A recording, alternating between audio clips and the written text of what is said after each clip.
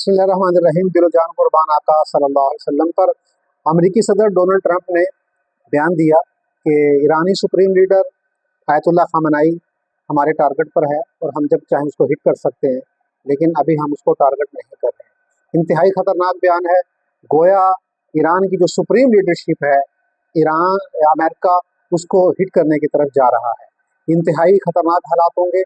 America ने एक और बयान दिया, अमेरिकी सदर ने, कि रूस और शुमाली कोरिया ये ईरान की मदद कर रहे हैं। फिर उन्होंने ये भी कहा कि ईरान वो गैर मशरूत तौर पर सरेंडर करे। अब ईरान का सरेंडर करना क्या है? ईरान का सरेंडर करना अमेरिका की नज़र में ये है कि ईरान अपने जौहरी प्रोग्राम से बैकफुट पे चला जाए, अपने जौहरी प्रोग्राम को तर्क कर दे। लेकिन सूरत हाल ये बन चुकी है कि अगर ईरान अपने जौहरी प्रोग्राम को तर्क करता है तो उसके लिए अपना वजूद बरकरार रखना इंतहाई दुश्वार हो जाएगा। जैसे पाकिस्तान के लिए मसाइल पैदा हुए, हिंदुस्तान ने जब पाकिस्तान पर जारियत की 71 में, उसके बाद मजीद उन्होंने धमकियां दी, तो पाकिस्तान के लिए अपना वजूद बरकरार रखना दुश्वार और मुश्किल हुआ। पाकिस्तान जौहरी प्रोग्राम की तरफ गया और जब पाकिस्तान ने इसमें कामयाबी हासिल की तो हिंदुस्तान पर एक दबाव आया और पाकिस्तान के लिए दिफा जो वो आसान हो गया।